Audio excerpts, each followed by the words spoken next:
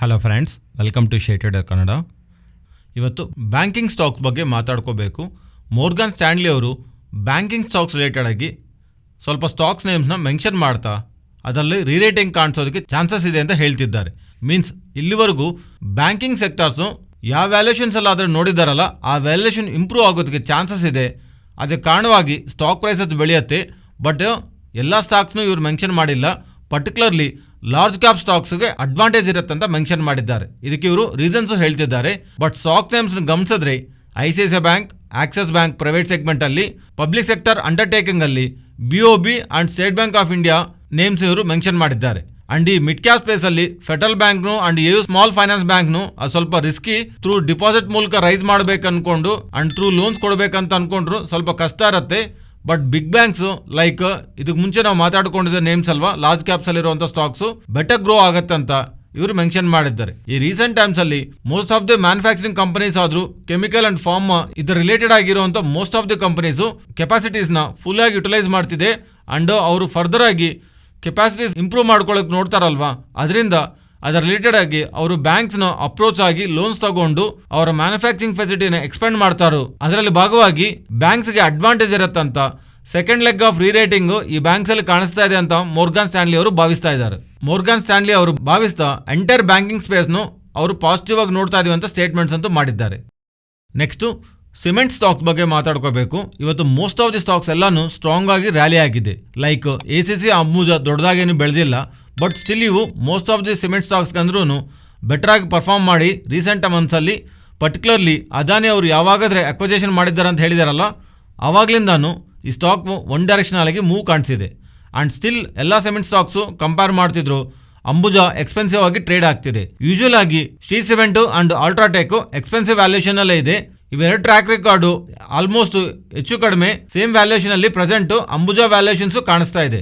ಏನಕ್ಕೆ ಈ ತರ ಸಿಮೆಂಟ್ ಸ್ಟಾಕ್ ಬೆಳಿತಿದೆ ಅಂತ ಬ್ಯಾಕ್ ನಿಯರ್ಲಿ ಒಂದು 4 ಪಾಯಿಂಟ್ಸ್ ಹತ್ರ ಕಾಣಿಸ್ತಾ ಇದೆ. ಒಂದು ಸಿಮೆಂಟ್ ಬ್ಯಾಕ್ ಪ್ರೈಸಸ್ ಕೊಡ್ತಿದ್ದಾರೆ. Particularly north, east and central regions of ಇಂಡಿಯಾನಲ್ಲಿ.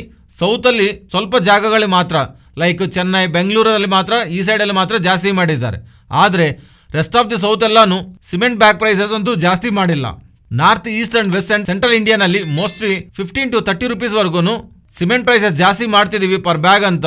ಈ ಸಿಮೆಂಟ್ ಪ್ರೊಡಕ್ಷನ್ ಬೇಕಾಗಿರುವಂತ ಪೆಟ್ಕೋ ಪ್ರೈಸಸ್ ಡೊಮೆಸ್ಟಿಕ್ ಆಗಿ ಇಂಡಿಯಾನಲ್ಲಿ 25% and India internationally more than 25% correct ಆಗಿರೋ ಕಾರಣವಾಗಿ ಪರ್ ಟನ್ 200 to 300 rupees ಹತ್ರ ಇವರಿಗೆ Q3 ನಲ್ಲಿ ಈ ಪೆಟ್ಕೋ ಪ್ರೈಸಸ್ ಕಮ್ಮಿ ಆಗೋ ಕಾರಣವಾಗಿ ಬೆನಿಫಿಟ್ ಪ್ರಾಫಿಟಬಿಲಿಟಿ ಇರತ್ತಂತ. ಸೊ ಇವರು ಪ್ರೊಡಕ್ಷನ್ ಮಾಡ್ತಿರುವಂತ ಸಿಮೆಂಟ್ ಪ್ರೈಸಸ್ ಜಾಸ್ತಿ ಮಾಡ್ತಿದ್ದಾರೆ ಅಂಡ್ ಈ ಪ್ರೊಡಕ್ಷನ್ ಬೇಕಾಗಿರುವಂತ ರಾ ಮಟೀರಿಯಲ್ ಪ್ರೈಸಸ್ ಕಮ್ಮಿ ಆಗ್ತಿದೆ. ಅದರಿಂದ ರೀಸೆಂಟ್ ರಿಸಲ್ಟ್ಸ್ ಅಂತೂ ಅಪ್ಕಮಿಂಗ್ ಟೈಮ್ಸ್ ರಿಸಲ್ಟ್ಸ್ ಇನ್ನೂ ಚೆನ್ನಾಗಿ ಬೆಟರ್ ಆಗಿರತ್ತಂತ ಮಾರ್ಕೆಟ್ ಎಸ್ಟಿಮೇಟ್ ಮಾಡ್ತಾ ಇವತ್ತು ಸ್ಟಾಕ್ಸ್ ಈ ಥರ ರ್ಯಾಲಿ ಆಗೋದಕ್ಕೆ ರೀಸನ್ ಆಗಿರಬಹುದು. ನೆಕ್ಸ್ಟ್ ಟ್ಯೂಬ್ ಇನ್ವೆಸ್ಟ್ಮೆಂಟ್ ಬಗ್ಗೆ ಮಾತಾಡ್ಕೋಬೇಕು. ಸ್ಟಾಕ್ ಇವತ್ತು ಇಷ್ಟೊಂದು ರ್ಯಾಲಿ ಆಗೋದಕ್ಕೆ ರೀಸನ್ ಇವರು 3-wheeler ಎಲೆಕ್ಟ್ರಿಕ್ ವೆಹಿಕಲ್ನ ಲಾಂಚ್ ಮಾಡಿದ್ದಾರೆ. ಸೊ ಈ ಥರ ವರ್ಡ್ಸ್ ಕೇಳಿದಾಗ ನಿಮ್ಗೆ ಏನು ಅನ್ಸುತ್ತೆ, ಇವರು ಹೊಸದಾಗಿ ಈಗ ಎಲೆಕ್ಟ್ರಿಕ್ ವೆಹಿಕಲ್ ಮಾರ್ಕೆಟ್ನಲ್ಲಿ ಎಂಟರ್ ಆಗೋ ಥರ ಕಾಣಿಸುತ್ತೆ.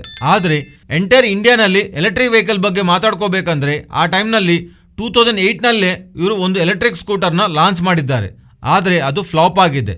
ಇದರ ರಿಲೇಟೆಡ್ ಆಗಿ ಕಂಪನಿ ಮ್ಯಾನೇಜ್ಮೆಂಟ್ ಮಾತಾಡ್ತಾ ನಾವು ತುಂಬಾ ಅರ್ಲಿಯಾಗಿ ಮಾರ್ಕೆಟ್ಗೆ ಹೊಟ್ಟೋಗಿದ್ವಿ ಎಲೆಕ್ಟ್ರಿಕ್ ವೆಹಿಕಲ್ ರಿಲೇಟೆಡ್ ಆಗಿ 2 wheelers ತಗೊಂಡು. ಆ ಟೈಮಲ್ಲಿ ಮಾರ್ಕೆಟ್ ರೆಡಿಯಾಗಿರಲಿಲ್ಲ. ಸೊ ನಾವು ಬಿಸ್ನೆಸ್ನಲ್ಲಿ ಫ್ಲಾಪ್ ಆಗಿದ್ವಿ.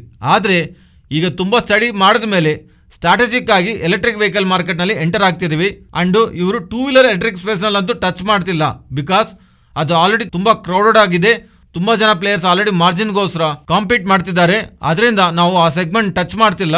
ನಾವು 3-wheelers, ಟ್ರ್ಯಾಕ್ಟರ್ಸ್ ಅಂಡ್ ಟ್ರಕ್ಸ್ ಮೇಲೆ ಜಾಸ್ತಿ ಫೋಕಸ್ ಮಾಡ್ತಿದ್ವಿ.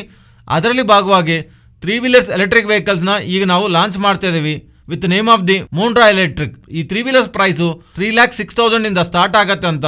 ಅಂಡ್ ಅಪ್ಕಮಿಂಗ್ ಟೈಮ್ಸ್ನಲ್ಲಿ ಈ ಸೆಗ್ಮೆಂಟಲ್ಲಿ ಅಂಡ್ ಬೇರೆ ಸೆಗ್ಮೆಂಟ್ಸಲ್ಲಿ ಲೈಕ್ ಟ್ರ್ಯಾಕ್ಟರ್ಸ್ ಆರು ಟ್ರಕ್ಸ್ ಸೆಗ್ಮೆಂಟಲ್ಲೂ ಡಿಫ್ರೆಂಟ್ ಮಾಡೆಲ್ಸ್ನಲ್ಲಿ ನಾವು ಮಾರ್ಕೆಟ್ಗೆ ಹೋಗ್ತೀವಿ ಅಂತ ಮುರುಗಪ್ಪ ಗ್ರೂಪ್ಗೆ ಸಂಬಂಧಿಸಿರುವ ಟ್ಯೂಬ್ ಇನ್ವೆಸ್ಟ್ಮೆಂಟ್ ಅವರು ಅಪ್ಡೇಟ್ ಮಾಡ್ತಿದ್ದಾರೆ. ನೆಕ್ಸ್ಟು CDSL ಬಗ್ಗೆ ಮಾತಾಡ್ಕೋಬೇಕು. ನಿನ್ನೆ ನಾವು ಮಾತಾಡ್ಕೊಂಡಿರೋದು IRDA ಅವರು ಇನ್ಶೂರೆನ್ಸ್ ಪಾಲಿಸೀಸ್ನು ಡಿಮೆಟೀರಿಯಲೈಸ್ ಮಾಡ್ತಿರೋ ಹತ್ರ. ಆದರೆ ಅದನ್ನು CDSLಗೆ ಅಡ್ವಾಂಟೇಜ್ ಇರುತ್ತಂತ ಪ್ರೆಸೆಂಟ್ ಕಾಣಿಸಿರುವಂಥ ಅಪ್ಡೇಟ್ಸ್ ಪ್ರಕಾರ IRDA ಅವರು ನೆಕ್ಸ್ಟ್ 12 months ಒಳಗೆ ಎಲ್ಲ ಇರೋ ಎಕ್ಸಿಸ್ಟಿಂಗ್ ಆರು ಓಲ್ಡ್ ಪಾಲಿಸೀಸ್ ಎಲ್ಲಾನು ಡಿಮೆಟೀರಿಯಲೈಸ್ ಮಾಡಬೇಕಂತ. ಅಂಡ್ November 1st, 2022 ಇಂದ ಎಲ್ಲ ಇನ್ಶೂರೆನ್ಸ್ ಪಾಲಿಸೀಸನ್ನು EKYCನ ಮ್ಯಾಂಡೇಟರಿ ಮಾಡ್ತಾ ಅಪ್ಕಮಿಂಗ್ ಟೈಮ್ಸ್ನಲ್ಲಿ ಫ್ರಮ್ ಡಿಸೆಂಬರ್ 2022 ಇಂದ ಬರ್ತಿರುವಂಥ ಇನ್ಶೂರೆನ್ಸ್ ಪಾಲಿಸಿ ಎಲ್ಲಾನು ಡಿಮೆಟಲೈಸ್ ಫಾರ್ಮ್ ಅಲ್ಲಿ ಇರಬೇಕನ್ನೋ ತರ IRD ಅವರು ಭಾವಿಸ್ತಾ ಇರೋ ತರ ಸೋರ್ಸಸ್ ಇಂದ ಬಂದಿರೋ ಅಪ್ಡೇಟ್ ಅಂತ ಬ್ಲೂಮ್ಬರ್ಗ್ ಅವರು ಅಪ್ಡೇಟ್ ಮಾಡಿದ್ದಾರೆ. ಇವರೆಲ್ಲ ಮಾಡ್ತಿರೋ ಈ ರಿಪೋರ್ಟ್ ನಿಂದ ಆಕ್ಚುಲಿ ಆಫ್ಟರ್ನೂನ್ ಪಾಯಿಂಟ್ ಅಲ್ಲಿ ಈ ಅಪ್ಡೇಟ್ ಬರೋವರೆಗೂ ಸ್ಟಾಕ್ ಸ್ವಲ್ಪ ನ್ಯೂಟ್ರಲ್ ನೆಗೆಟಿವ್ ನಲ್ಲೇ ಇತ್ತು. ಆದ್ರೆ ಸಡನ್ ಆಗಿ ಟಾಪ್ ಸೈಡ್ ಮೂವ್ ಆಗ್ತಾ 5.5% ಹತ್ರ ಪಾಸಿಟಿವ್ ಆಗಿ ಎಂಡ್ ಆಗಿದೆ. ಅಂಡ್ ಈ ತರ ಬರ್ತಿರುವಂತ ಸ್ಪೆಕ್ಯುಲೇಷನ್ಸ್ ಇಂದಾನೆ ಲಾಸ್ಟ್ 5 ಡೇಸ್ ನಿಂದಾನೆ 11% CDSL ಸ್ಟಾಕ್ ಬೆಳೆದಿದೆ. ಇಲ್ಲಿ ಥೀಮ್ ಸಿಂಪಲ್, ಸ್ಟಾಕ್ಸ್ ನಾದ್ರೆ ಡಿಮೆಟರಲೈಸ್ ಮಾಡಿ ಡಿಪಾಸಿಟ್ ಸರ್ವಿಸಸ್ ಪ್ರೊವೈಡ್ ಮಾಡ್ತಿದ್ದಾರಲ್ವಾ CDSL ಅವರು ರೆವೆನ್ಯೂಸ್ ನ ಸಂಪಾದನೆ ಮಾಡ್ತಿದ್ದಾರೆ. ಅದೇ ತರ ಇನ್ಶೂರೆನ್ಸ್ ಪಾಲಿಸೀಸ್ ಡಿಮೆಟರಲೈಸ್ ಮಾಡ್ತಾ ಇದ್ರೆ ಅಲ್ಲೂ ಅವರು ಕೊಡ್ತಿರುವಂತ ಸರ್ವಿಸಸ್ಗೆ ಸ್ವಲ್ಪ ಚಾರ್ಜ್ ಮಾಡ್ತಾರೆ. ಅದು ಇವ್ರ ರೆವೆನ್ಯೂಸ್ಗೆ ಇನ್ಕ್ರಿಮೆಂಟಲ್ ಅಡಿಷನ್ ಇರತ್ತಲ್ವಾ, ಅದರಿಂದಾನೆ ಅದೊಂದು ಬಿಗ್ ಪಾಸಿಟಿವ್ ಎಂಟೈರ್ ಇಂಡಸ್ಟ್ರಿಗೆ. ಆದ್ರೆ CDSL NSDL ಕಾರ್ವಿ ಅವ್ರಿಗೂ ಇದೆ, but as A leader CDSL ಅವ್ರಿಗೆ ಜಾಸ್ತಿ ಗೇನ್ ಇರುತ್ತಲ್ವಾ, ಅದರಿಂದಾನೆ ಈ ಅಪ್ಡೇಟ್ ಬಂದ ಪ್ರತಿ ಸಲನೂ CDSL ಸ್ಟಾಕು ಪಾಸಿಟಿವ್ ಆಗಿ ಮೂವ್ ಆಗ್ತಿದೆ. ನೆಕ್ಸ್ಟ್ ಬ್ರೈಟ್ಕಾಮ್ ಗ್ರೂಪ್ ಬಗ್ಗೆ ಮಾತಾಡ್ಕೋಬೇಕು. ಇವರು ಡಿಸೆಂಬರ್ 2021 ನಲ್ಲಿ ಮೀಡಿಯಾ ಮಿಂಟ್ ಅವ್ರ ಜೊತೆ ಮಾಡ್ಕೊಂಡಿರೋ ಅಗ್ರಿಮೆಂಟ್ನ ಈಗ ಕ್ಯಾನ್ಸಲ್ ಮಾಡ್ಕೊಂಡಿರೋ ಅಪ್ಡೇಟ್ ಮಾಡ್ತಿದ್ದಾರೆ. 2021 ಡಿಸೆಂಬರ್ ಎಂಡಿಂಗ್ ಅಲ್ಲಿ ಆ ಟೈಮ್ನಲ್ಲಿ ಇವರು ಬ್ರೈಟ್ಕಾಮ್ ಅವರು ಅಪ್ಡೇಟ್ ಮಾಡಿದ್ದು ನಿಯರ್ಲಿ 566 crores ಕೊಟ್ಟು ಮೀಡಿಯಾ ಮಿಂಟ್ನ ತಗೊಂತಾ ಇದೀವಿ ಅಂತ. ಆದ್ರೆ ಈಗ ಅಷ್ಟೊಂದು ಹಣ ನಾವು ಕೊಡಲ್ಲ, ಮೀಡಿಯಾ ಮಿಂಟ್ನ ತಗೊಂತಿಲ್ಲ, ಮೀಡಿಯಾ ಮಿಂಟ್ನ ತಗೊಳ್ಳೋದ್ ಬದಲು ನಾವು ಆ ಹಣನ ಫ್ಯೂಚರ್ ಅಕ್ವಿಜೇಷನ್ಗೋಸ್ಕರ ಡಿಪ್ಲೈ ಮಾಡ್ತೀವಿ ಅನ್ನೋ ಥರ, ಮೀನ್ಸ್ ಫ್ಯೂಚರಲ್ಲಿ ಬೇರೆ ಕಂಪ್ನೀಸ್ ತಗೊಳ್ಳೋದಕ್ಕೆ ಆ ಹಣನ ಯೂಸ್ ಮಾಡ್ತೀವಿ ಅನ್ನೋ ಥರ ಬ್ರೈಟ್ಕಾಮ್ ಅವರು ಎಕ್ಸ್ಚೇಂಜ್ಗೆ ಅಪ್ಡೇಟ್ ಮಾಡಿದ್ದಾರೆ. ನೆಕ್ಸ್ಟು ಫರ್ಟಿಲೈಸರ್ಸ್ ಕಂಪ್ನೀಸ್, ಅದು public sector undertaking fertilisers companies ಬಗ್ಗೆ ಮಾತಾಡ್ಕೋಬೇಕು. ಸ್ಟಾಕ್ ಮಾರ್ಕೆಟಲ್ಲಿ ಲಿಸ್ಟ್ ಆಗಿರುವಂಥ public sector Undertaker fertilisers companies ಅಂತೂ RCF, NFL and FACT. CNBC ಆವಾಜ್ ಅವರು ಅವ್ರ ಸೋರ್ಸಸ್ ಇಂದ ಬರ್ತಿರೋ ರಿಪೋರ್ಟ್ ಅಂತ ಮೆನ್ಷನ್ ಮಾಡ್ತಿರೋದು ಗೌರ್ಮೆಂಟ್ ಆಫ್ ಇಂಡಿಯಾ ಅವರು ಪಬ್ಲಿಕ್ ಸೆಕ್ಟರ್ ಅಂಡರ್ಟೇಕಿಂಗ್ ಇರುವಂಥ ಫರ್ಟಿಲೈಸರ್ಸ್ ಕಂಪ್ನೀಸ್ ರಿಲೇಟೆಡ್ ಆಗಿ ಡಿಸ್ಇನ್ವೆಸ್ಟ್ಮೆಂಟ್ ಮಾಡಬೇಕಂತ ಅನ್ಕೊಂತಿದ್ದಾರೆ. ಯೂಶುವಲ್ ಆಗಿ ಡಿಸ್ಇನ್ವೆಸ್ಟ್ಮೆಂಟ್ ಅನ್ನೋ ವರ್ಡ್ ನಾವು ಕೇಳಿದಾಗ ಪ್ರತಿ ಸಲಿನೂ ಅದು ಯಾವ್ದ್ರಲ್ಲಿ ಮಾಡ್ತಿದ್ದಾರೆ ಅಂತ ಅನ್ಕೊಂತಿದ್ದಾರಲ್ವಾ, ಆ ಸ್ಟಾಕ್ಸ್ ಮೋಸ್ಟ್ಲಿ ಇನ್ ಕೇಸ್ ಅದು ನಿಜವಾಗ್ಲೂ ಡಿಸ್ಇನ್ವೆಸ್ಟ್ಮೆಂಟ್ ನಡೀತಾ ಇದ್ರೆ ಅವು ಪಾಸಿಟಿವ್ ಆಗಿ ರಿಯಾಕ್ಟ್ ಆಗುತ್ತೆ. ಬಿಕಾಸ್ ಅಂಡರ್ ದ ಗವರ್ಮೆಂಟ್ ಇಂದ ಇವು ಪ್ರೈವೇಟ್ ಅವ್ರ ಕೈಗೆ ಹೋಗ್ತಾ ಇದ್ರೆ ಗವರ್ಮೆಂಟ್ ಅಂಡರ್ ಅಲ್ಲಿ ಇರೋದಕ್ಕಂದ್ರೂ ಗ್ರೋತ್ ಬೆಟರ್ ಆಗಿರತ್ತಂತ. ಬಟ್ ಇದು ಅಫಿಷಿಯಲ್ ಆಗಿ ಬರ್ತಿರೋಂಥ ಅಪ್ಡೇಟ್ ಅಲ್ಲ. ನಿನ್ನೆ GMM ಫಾಡ್ಲರ್ ತುಂಬಾ ಜಾಸ್ತಿ ರ್ಯಾಲಿ ಆಗಿದೆ. ರೀಸನ್ ಅಂತ ಏನಂತ ನೋಡಿದಾಗ ಒಂದು ರೀಸನು ಕಾಣಿಸಿಲ್ಲ. ಆದರೆ ನಿನ್ನೆ ಮಾರ್ಕೆಟ್ ಕ್ಲೋಸ್ ಆದ ಸ್ವಲ್ಪ ಟೈಮ್ಗೆ ಅರ್ಥ ಆಗಿರೋದು, ನಿನ್ನೆ ಅವರು ಅನಲಿಸ್ಟ್ ಮೀಟ್ ಅಂತೂ ಕಂಡಕ್ಟ್ ಮಾಡಿದ್ದಾರೆ. ಆ ಅನಲಿಸ್ಟ್ ಮೀಟಲ್ಲಿ ಅವ್ರು ಕೊಟ್ಟಿರೋಂಥ ಗೈಡೆನ್ಸ್ ತುಂಬ ಸ್ಟ್ರಾಂಗ್ ಆಗಿದೆ. ಇವತ್ತು ಸ್ಟಾಕ್ ಅಂತೂ ಪ್ರಾಫಿಟ್ ಬುಕಿಂಗ್ ಇಂದ ಫಾಲ್ ಆಗಿದೆ. ಆದರೆ ಅವರು ಮೆನ್ಷನ್ ಮಾಡ್ತಿರೋದು ಬೈ FY25 ರೆವೆನ್ಯೂಸು 3700 crores ಇರುತ್ತೆ ಅಂತ ಮೆನ್ಷನ್ ಮಾಡ್ತಿದ್ದಾರೆ. ಮೀನ್ಸ್ ಇಲ್ಲಿಂದ FY22 ಎಂಡಿಂಗ್ ಟೈಮ್ ನೋಡಿದ್ರೆ FY25 ಎಸ್ಟಿಮೇಟ್ಸ್ ಇವರು ಹೇಳ್ತಿರೋದು 14% CAGR ಗ್ರೋತ್ ರೆವೆನ್ಯೂನಲ್ಲಿ, ಎಬಿಟಾನಲ್ಲಿ ಆದರೆ 24% CAGR growth and margins present maintain ಮಾಡ್ತಿರೋದು 13% ಇಂದ 17% ಹೋಗುತ್ತೆ ಅಂತ.